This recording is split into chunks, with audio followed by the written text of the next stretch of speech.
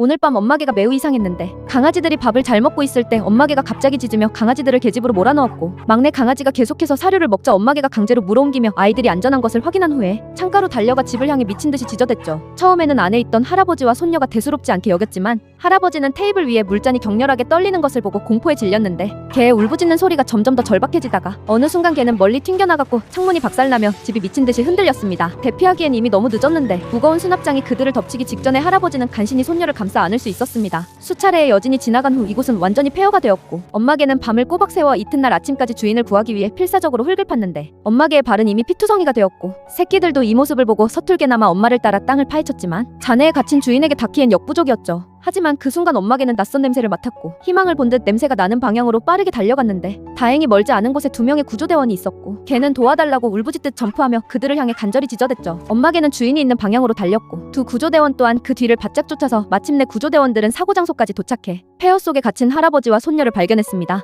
곧이어 구조 헬기도 도착했지만 사고 현장 주변의 강풍 때문에 헬기는 착륙하지 못하고 공중에서 구조 밧줄을 내려보내야 했죠. 그들은 먼저 부상당한 할아버지를 구조했고 그 다음 소녀 차례가 오자 소녀는 구조대원에게 강아지들도 구해달라고 애원했지만 헬기에 있는 동료가 시간이 없다고 계속 고함쳤는데 할아버지가 피를 많이 흘렸기 때문에 빨리 이송하지 않으면 목숨이 위험해서 구조대원은 어쩔 수 없이 강아지들을 버려두고 떠나야 했고 그렇게 소녀의 절규는 뒤로 한 채 헬기는 비정하게 멀어졌습니다. 주인이 멀어지는 것을 바라보며 엄마개는 계속해서 짖어댔고 헬기가 날아간 후에도 주인이 자신을 버렸을 리 없다고 믿으며 필사적으로 헬기를 쫓아갔지만 애를 써도 헬기를 잡을 수는 없었고 결국 엄마개는 헬기가 사라지는 것을 바라보며 그 자리에 멍하니 서 있을 수밖에 없었죠. 엄마개는 탈진에 주저앉고 싶었지만 주인이 자신을 데리러 돌아올 것이라고 굳게 믿었고 새끼들과 함께 집 앞에서 묵묵히 기다렸습니다. 하지만 이 폐허 속에서 그들은 먹을 것과 추위를 해결해야 할 뿐만 아니라 잦은 여진의 위험까지 온몸으로 견뎌내야 했죠. 아이들이 너무 배가 고파 나무 판자를 갉아먹는 것을 보고 엄마개는 폐허 속에서 간신히 게사료 반봉지를 찾는 데 성공했습니다. 하지만 기뻐하기도 전에 엄마개는 뒤를 돌아보고 위험을 발견했는데 아이들이 까마귀들에게 괴롭힘을 당하고 있는 모습을 보고 달려가서 대치하다가 까마귀에게 얼굴을 찢겨 피가 났지만 자식을 지키려는 어미의 마음으로 엄마개는 전혀 물러서지 않았고 마침내 새끼들을 지켜냈습니다. 아이들의 배를 최대한 채워주기 위해 엄마개는 모든 사료를 새끼들에게 양보했지만 강아지들에게 사료 반봉지는 턱없이 부족했고 설상가상으로 그날 밤 폭우가 쏟아졌는데